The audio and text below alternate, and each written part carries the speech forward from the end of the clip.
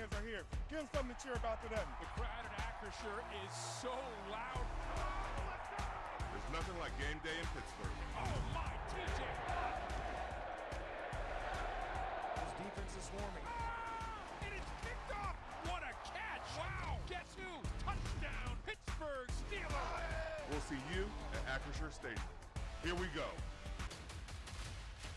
Welcome back to the FedEx Great Hall as we continue to get ready for the Steelers and Seahawks today. You know, it takes all three phases here. Coaches talk about it all the time, but that was true last week. In fact, the third phase, the special teams phase, had a lot to do with the Steelers' win. And a guy that Rich Walsh talked to earlier this week had a big role in it. That would be Ben Skowronek. All right, so you're coming off your best game, and you actually scored the first touchdown of the season for the Steelers. What was that game like for you? It was fun, you know, just getting your feet wet. I didn't have the opportunity to play too much in the preseason. You know, all the work, you know, it's really the fruits of your labor, and then the work as, you know, our team as well. It's rewarding to go out there and get, you know, our first win of the season.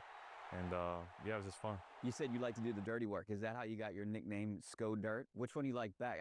What did Arthur Smith call you, Dirt Bag? Is that what it was? Dirt Bag, and then there's kind of been some Sko Dirt mixed in. Really, as long as it's respectful, man, I don't really care, but it's been fun. It's a good group of guys, good group of coaches, and just, you know, the relationships that we all have, whether it's player-coach, player-player, coach-coach, you know, it's a special place. You have the home opener this week. The last time you were at Acrisure, you had a big game as a college player against Notre Dame. What was it, 2 touchdowns, 107 yards, and you guys beat up on Pitt pretty bad. Yeah, you know, that was a fun one. Fun time there in Acrisure. So the fans are passionate, man. I like playing in front of these Yinzers. Well, you're kind of a Yinzer, right? I mean, isn't your dad from Connellsville? Yeah, I got a lot of family from Southwest Pennsylvania. So, you know, I grew up, my dad, watching the Steelers with my dad a lot. I was fortunate enough to have an uncle play in the league. So whatever team he was on, you know, I watched him every single Sunday. And then when the Steelers were on, we'd watch the Steelers too. All right, Rich, thanks very much. Ben Skowronek. Yes, a lot of nicknames for the man, but one thing you could call him is reliable. Charlie, we often talk about complimentary players.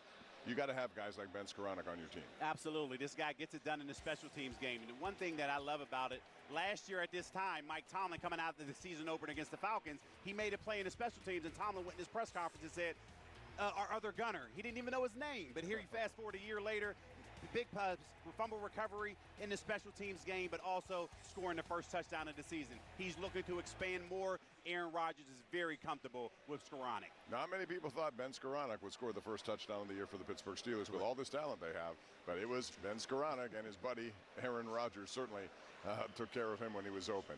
All right, let's talk about special teams as we go further, and you see them on the field right now. This is a live look from Ian Smith, our photographer, on the field right now. Everybody's on the field getting ready for this. When we come back, we're going to talk about that team, the Seattle Seahawks, coming off a loss, but they too have a whole bunch of new characters, including their quarterback. We'll talk about it next. Steelers win 34-32, but they're coming home. It's a home opener against Seattle. I'm always excited to play within the comforts of Acrisure in front of our fans as they create a hostile environment. Let's go!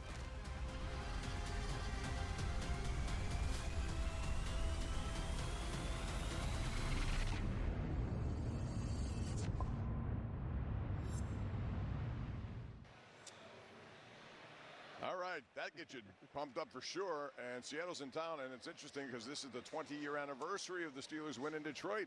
Time goes by fast. That game, 21-10, Steelers win the Super Bowl that year. Rich Walsh is here to talk about this year's team. And Rich, this is a team that lost last week, but they have a whole bunch of new faces. Well, no doubt an emotional win for Aaron Rodgers last week. We have the same scenario here today for DK Metcalf. A new Steeler trying to beat his former team, now in front of his new home crowd. This game between the Steelers and the Seahawks seems to match two franchises with polar opposite philosophies. Over the offseason, Seattle traded away veteran QB Geno Smith and star wide receiver DK Metcalf in what looks like a rebuild, while the Steelers spent the summer acquiring experienced players like Metcalf.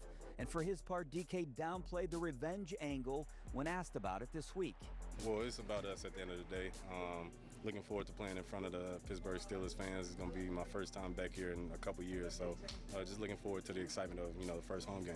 Sam Darnold is now the Seahawks starting quarterback. He had a shaky debut last week in a loss against San Francisco. Their offense only managed 230 total yards, but they had a chance to win until this Darnold fumble with less than a minute left. The running back, Zach Charbonnet, played well. He scored their only touchdown and seems to have overtaken Kenneth Walker as the starting tailback.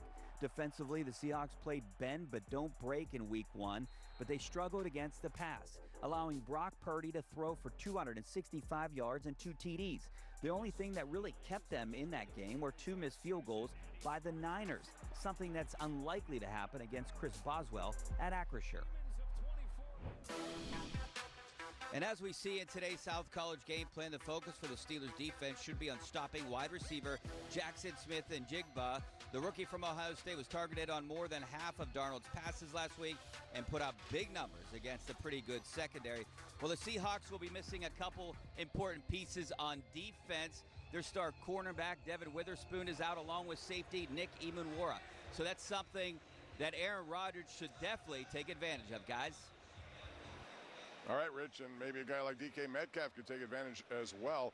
And Charlie, let's talk about him, because all this week Aaron Rodgers, before the game, didn't say one word about the Jets. After the game, he made it clear he really wanted to beat the Jets. And DK Metcalf is doing the same thing. They're veterans. They know how to do it.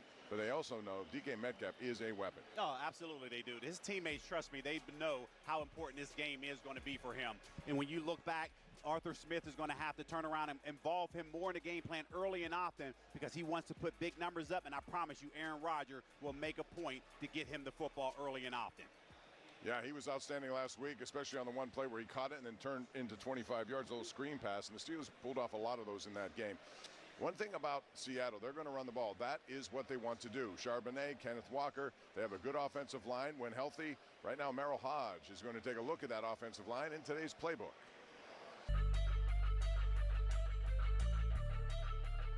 Hi, everyone. Welcome to the UPMC Rooney Sports Complex. It's week 2. The Seattle Seahawks are coming into town. Remember, week 1 we talked about there's going to be a theme this year. Well, it exists. You got to control the tempo. You got to win the turnover battle. And Seattle is no different. Last year, they were their very best when they ran the football. When you look at the blocking scheme and how they're going to block it, they're going to double to the left. Tackle works out, guard works up, center will work with him to the stack backer. The fullback is going to work to the play side linebacker. And then they have individual blocks on the backside. So let's snap the ball. And when they snap the ball, everybody executes their blocks to almost perfection. I mean, everybody is accounted for. I mean, he hits this gap and it's over. Well, I talked about how they're very traditional. Here's a 3 tight end formation. This cannot be probably a better example of how you win individual blocks. Every individual block that has to be accounted for is accounted for. The runner does a good job here of getting to the backside because the defense has flown so hard play side that they haven't done a very good job on the backside. And your running back hits his head on the goalpost. The Seattle Seahawks are a dangerous football team if you let them run the football, because they have a quarterback that is good in the passing game and he can sting you. If they control that aspect of the game, it'll be a hard afternoon. So winning that battle will be critical for the Steelers to win on week 2. All right, Merrill, thanks very much. It's one of the big matchups, how the Steeler front 7 contains that run game of Seattle.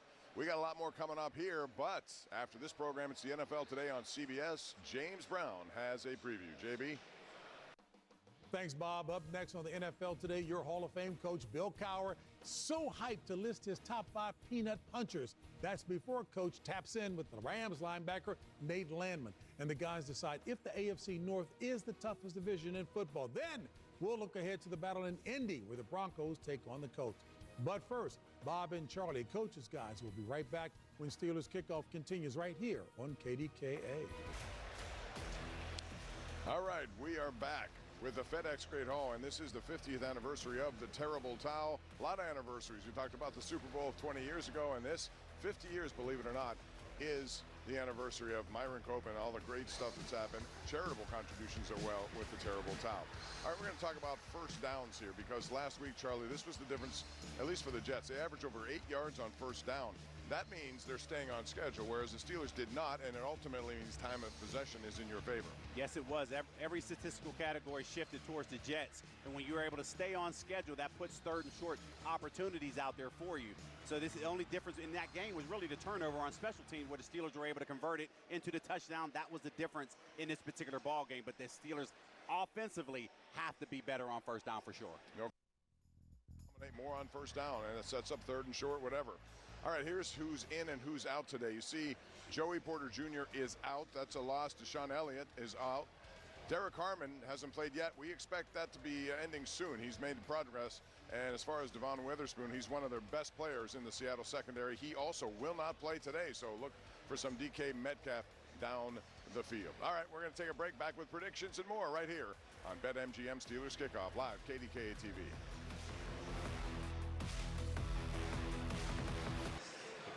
All right, welcome back. Steelers are 3-point favorites over Seattle in this game. Time for some predictions. Rich, you're up first. Well, even though Metcalf could have a big game here, I think Calvin Austin will make a big impact for the Steelers. They'll take advantage of that Seahawks defense, and they win 32-23.